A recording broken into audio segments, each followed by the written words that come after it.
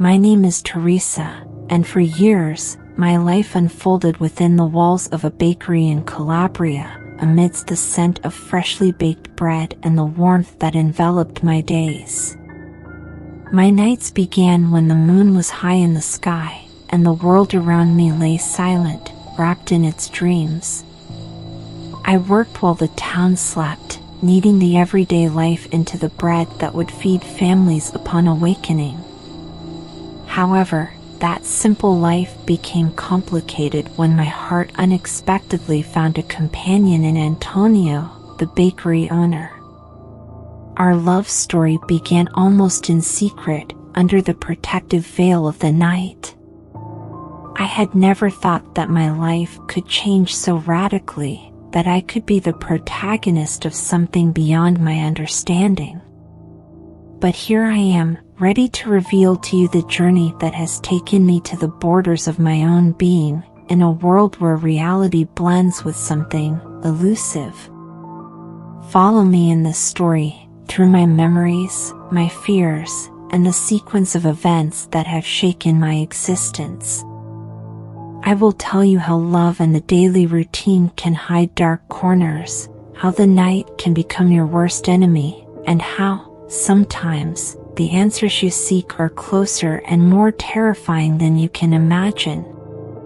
The daily routine had never weighed on my shoulders. In fact, I found comfort in the constant rhythm of my days. Antonio had become an essential part of that melody. "Teresa, you are the dawn of my day," he whispered to me amidst the warm bakery walls, while the flowers swirled in almost magical spirals. Days passed, and our connection grew. Stolen smiles between one loaf of bread and another, hands that brushed against each other under the pretext of passing the bread. "We should find a place of our own," he said one evening, his gaze filled with hope and unspoken questions. "A place where we can build something more," I replied, my heart beating at the thought of a new life with him. And so, we began the search, dreaming of walls echoing with our laughter rather than the constant ticking of the bakery's clock. When we found that house, it seemed almost too good to be true. Spacious, welcoming, with surprisingly low rent.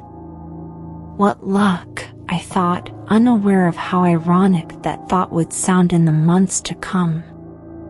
The move was a whirlwind of boxes and newfound happiness. Finally, home, Antonio sighed, enveloping me in an embrace so tight it made me forget the world outside. But it wasn't long before that warmth began to be overshadowed by an inner coldness I couldn't explain. Fatigue started to take hold of me. "Teresa, I see you're exhausted. Is everything okay?" Antonio asked with growing concern. "Yes, it's just the exhaustion from the move," I lied, trying to smile. But the truth was different. Something wouldn't let me rest. Something I couldn't understand, something that slipped away as soon as I tried to grasp it. The days went by, and each night seemed longer than the last. My mood was reflected in our marriage. Confusion and fatigue had become my constant companions. "Teresa, let's talk," Antonio said one evening, his voice heavy with worry. "These changes in you, they make me fear the worst." I looked into the eyes of the man I loved and saw fear. It wasn't the fear of what might hide in the darkness, but the fear that I was lost in a mental labyrinth from which I couldn't escape. "There is no one else, Antonio," I reassured him. "I'm just tired." But my words sounded empty, and I began to doubt their truthfulness. One evening, after another sudden awakening, I found myself confiding my nighttime torments to him. "I hear voices," I revealed, my voice trembling. Voices that talk to me, that call me, that won't let me sleep. I expected understanding, perhaps a hug, something that would tell me I was safe. Instead, I saw doubt on his face, distance in his eyes. Voices, he repeated with a hint of skepticism. Teresa, there's no one else here but us. Maybe it's just too much stress, or perhaps. He didn't finish the sentence, but it wasn't necessary. The suspicion was clear as day. He thought I was losing my mind. His love for me couldn't be questioned, but the fear of what he couldn't understand began to erode his trust. We should talk to someone, a professional, he suggested gently, but I could sense the implication, a mental health professional. My loneliness grew, and with it, my desperation. I decided to confront the problem at its source. I'll talk to the man who rented us the house, I decided one morning, while Antonio looked at me with a mixture of relief and apprehension. The meeting with the landlord was brief and unfruitful. It's a deal for you, nothing else, he said with a tone that allowed no argument. No macabre story, no past tragedy to cling to in order to explain my distress. Returning from the bakery that day, the sky seemed to darken with my mood. Antonio had insisted on staying to finish work. See you at home, he said, and there was an unspoken hopefully things get better hanging between us.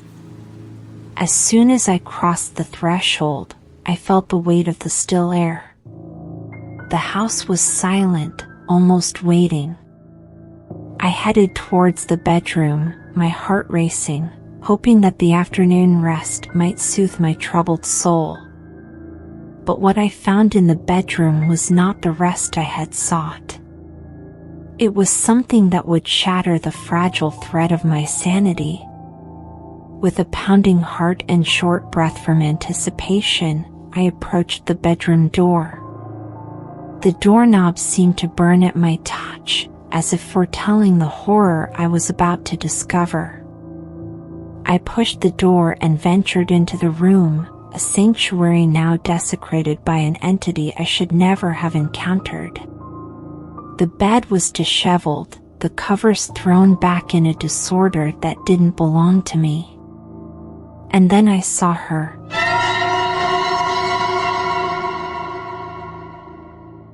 A small, fragile figure, a girl with dark hair as black as a starless night.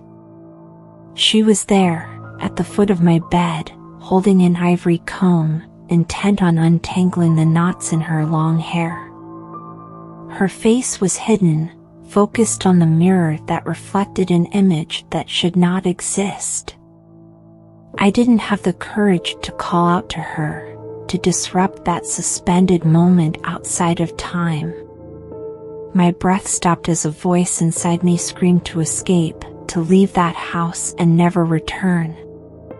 But I was paralyzed, entranced by fear and the absurd beauty of that moment.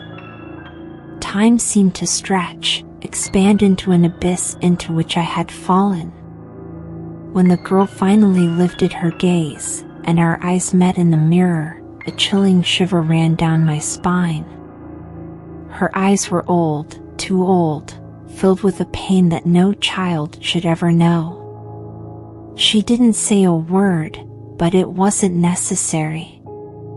That look spoke of ancient and terrible secrets, of stories hidden within the cracks of those walls. I fled from the room, stumbling in my desperation, seeking refuge in the living room, where the daylight couldn't protect me from the darkness I had just seen. Hours passed, and when Antonio returned, he found me curled up on the couch, my eyes wide in mute terror. "Teresa, what happened?" he asked, his voice a distant echo in my shattered mind. I told him about the girl, the comb, the ancient gaze. I saw him pale, love giving way to disbelief and then fear. It can't be true, he stammered, before rushing into the bedroom. But there was nothing, no trace of the girl, just silence and the mess I had left in my escape. Teresa, there's no one here, he said, but his voice betrayed doubt, the fear that maybe madness wasn't only in my head.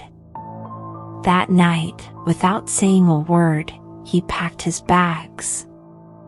He left me with my ghosts, with unanswered questions, with the loneliness that had become my only companion. And as I watched him go, I understood that it was the last time I would see him. He left for another life, far from that house, far from me. And I remained, enveloped in the mystery of a girl who didn't exist yet had destroyed everything. From that day, my life has been divided into a before and an after that no prayer or reason can reconcile.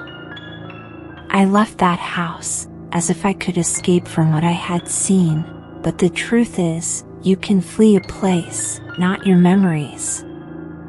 I tried to rebuild my life, to find some semblance of normalcy in the daily routines at the bakery, in the dough I needed, in the warmth of the oven that still warmed my hands but not my soul. Customers came and went, oblivious to the burden I carried. But the night was my enemy. When the world retreats into silence, the voices return, whispers that speak of loss and pain, of a child who can't find peace. I don't know if they are echoes of a past hidden by that house or manifestations of my fractured mind. Doctors talk about nervous exhaustion, post-traumatic hallucinations, but no pill, no advice can mend the crack that has opened in my heart. Sometimes, in my darkest moments, I wonder if Antonio was right, if madness has taken residence in me. Yet, in some remote corner of my mind, a voice whispers that there was truth in what I saw, that the child was a message from a world we don't understand. Now I live alone, in a house that's too silent, where every nighttime noise makes me startle, where every shadow could conceal a secret. The people in the town look at me with pity and suspicion, a woman who has lost her husband and maybe her sanity. And as time passes, I remain here, trapped within the walls of a reality I can't abandon. I only hope that one day, someone can understand my story, believe my words. This is my truth, my tale. A story of love and loss, of voices in the night, and of a child who shouldn't have been there. A mystery that accompanies me every day, a memory that burns like a candle in the night, illuminating the darkness of my solitude. As the silence wraps around me, I turn to you who have listened to my story. I leave you with a question that challenges the night. How thin can the veil be that separates reality from madness, lived experience from the supernatural? Perhaps, deep within your soul, you have heard a similar whisper, a shadow of doubt that has crept into your sleepless nights. If so, you are not alone. My story is a beacon that illuminates the voice of those who cannot speak, of those who battle their own ghosts in silence. If this narrative has touched you, if it has awakened curiosity or compassion in you, I invite you to leave a trace of your presence. A like is a bridge between our solitudes, a comment is a hand extended in the dark. For more stories that challenge the boundaries of reality, tales of wandering souls and whispered secrets, subscribe to the channel. Share your experience in the comments, And if courage is not lacking, share your own story as well. The night is long, but stories are the fire that keeps us company. As long as there is someone listening, no story, no Teresa, will ever truly be alone.